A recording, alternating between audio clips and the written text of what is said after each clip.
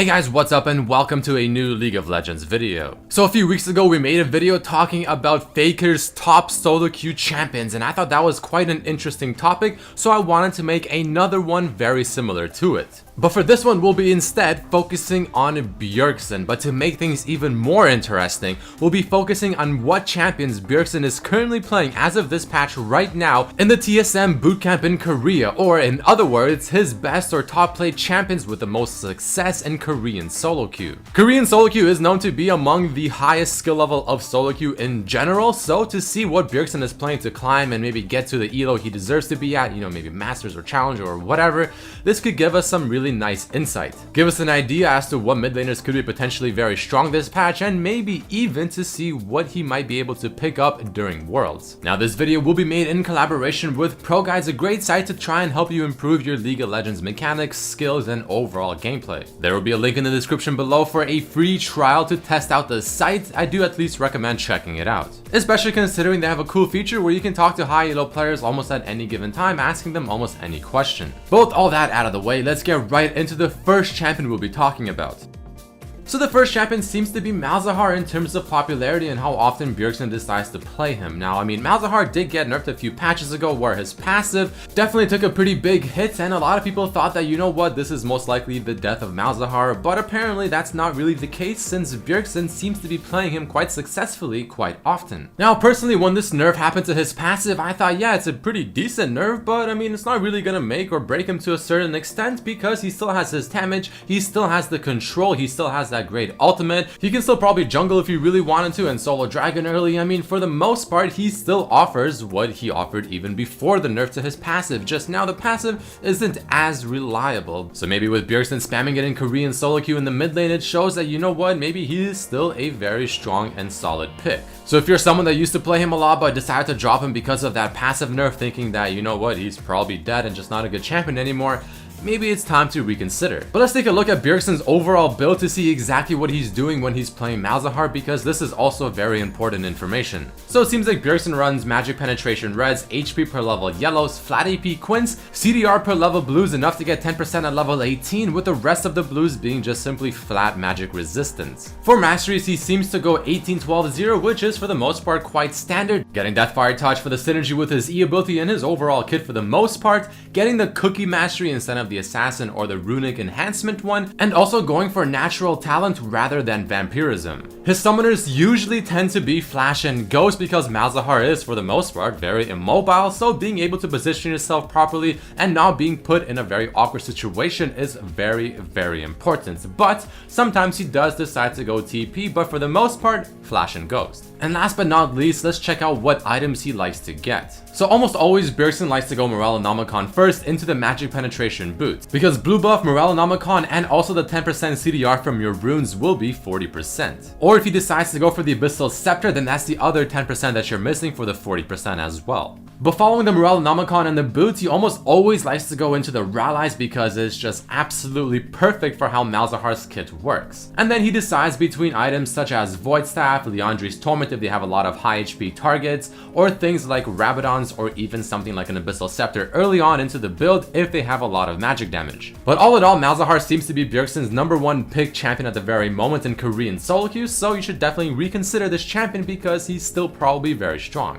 But let's move into champion number 2, and here's gonna be somewhat of a surprise one because it is gonna be the reworked Ryze. So when Ryze was finally reworked, a lot of people said that he's just simply not that strong. He doesn't seem very useful, even though personally when I played him on the PvE server, he did feel really strong and he felt like an absolute powerhouse into the late game. But for the most part, he was a little bit different and I guess awkward to play, so it definitely took some time for people to understand him and just really utilize his full potential. But now that he's been out for several weeks or even maybe a couple of months now, his power is slowly beginning to shine, and I'm seeing more and more LCS players and high elo players begin to pick him up. His playstyle compared to the pre-reworked Ryze is very similar. You get very similar items, you still stack the hell out of mana, he still has that W root, and you still have a certain way of using your abilities in certain order to get the full maximum potential based on what you want to do: damage, wave clear, or permanent CC. But he scales really well when you apply that E ability to a target and Q them very, very late into the game, or if you are somewhat fed. it's gonna do probably about half HP to them as long as they are not some tanky champion. But another great thing about the new Rise is the fact that he doesn't rely on his ultimate to have some very impressive wave clear, which is a very important thing for a mid lane champion. So all in all, it seems like the new Rise is becoming more and more popular. People are starting to realize his strengths, and I'm not going to be surprised if we not only see him at Worlds, but if we also start seeing him more often in solo queue. But let's take a look at what Bjergsen does whenever he's playing the reworked Rise. His runes are as follows. He has magic penetration reds, HP per level yellows, movement speed quints, the CDR per level blues enough to get 10% at level 18, and the rest of the blues being just flat mana. Now based on his match history, it does seem like he prefers the Storm Raider Surge Keystone rather than Thunderlords, but there are a few games where he did try out Thunderlords and also had great success. It kind of just depends on what you're facing. I mean, do you need the Storm Raider Surge to constantly stay on a target, or maybe to proc it and just have the move speed to maybe start dodging a lot of skill shots, or do you want to just destroy your laner, just absolutely dominate the early game in the laning phase and snowball off of that? If it's the first one, then you want to go Storm Raiders. If it's the second one, maybe Thunderlords. But other than the Keystone, the places he puts all of his other points in the mastery trees are the exact same. For summoner spells, he likes to go also the Flash and Ghost, and sometimes he goes for Flash and Cleanse, just depending on what he's facing. Maybe if you're facing Twisted Fate, yeah, you want the Cleanse. If you're facing maybe a lot of CC on the enemy team, Cleanse is a pretty good option. But if you have a lot of skill shots that you have to dodge, or if you just have to in general play a regular team comp that doesn't have anything specific that you have to really worry about, then you want to go for the Flash Ghost again to get yourself in position for the full kill, maybe position yourself better in team fights, or even to run away since you are fairly immobile. But Bjergsen's items on the new Rise is where things differ from most other Rise players, because most of them like to go for the Rod of Ages. But it seems like Bjergsen decides to completely skip out on the Rod of Ages and instead go straight for the Tear of the Goddess into Orellana, and then either early finish off his Seraphs if he has a lot of gold, or maybe go for Rallies instead. But either way, his next two items are the Seraphs and the Rallies, followed by something like a Void and Deathcap. And for his boots, he almost always goes for the Lucidity, because with the 10% at level 18 runes, your Orellana plus Lucidity, that's 40% right there. And you don't really ever get Abyssal Scepter on Rise just because there's no space for it, so you need the other 10% from the boots. But let's move on to champion number 3, Syndra, one of my personal favorite mid laners in general. Syndra has definitely risen up from the graves and become a very contested pick. I mean, she has an insanely strong laning phase, among the strongest of all mid laners. It's really hard to stop her mid game. She has insane single damage bursts with her ultimate, and she can really set up a lot of sweet plays with her stun. I mean, for the most part, she truly is a fantastic mid lane champion, which if you do main the mid lane and you haven't picked her up, I recommend you do. So it really is no surprise that Bjergsen is spamming her, and she is his third most played champion. But let's take a look at exactly what he's doing on Syndra. His masteries are 12, 18, 0, of course going for the Thunderlords just to simply complement the burst damage while also going for the cookies. His runes are also quite standard: magic penetration reds, HP per level yellows, the CDR per level blues for 10% at 18, plus also the rest of it being magic resistance and flat AP quints. And it seems like he also really likes to go the Flash and Ghost on Syndra, again another immobile champion, the third one being now on this list, and sometimes going for the Cleanse again if you're facing someone that you just require it, maybe like Twisted Fate. There are some exceptions where he did go Exhaust versus someone like Zed or maybe Cassiopeia, but other than that, it does seem like Ghost and Flash seem to be his go-to. And last but not least, the items he goes for is almost always he goes for the double Dorans early on into the game, into the Orellana, into the Rallies, Void Staff, and Deathcap. And then maybe topping it off with something like a Zanya's Hourglass at the very end. Now, Rallies Crystal Scepter is somewhat of the oddball in here because not a lot of people really get this item on Syndra, but personally I have also been starting to get it, and it actually works quite damn well because your Q is just easily spammable with your W, and I mean, it's really easy to proc and stick on the target and even land your stun. It just works and it gives her what she wants.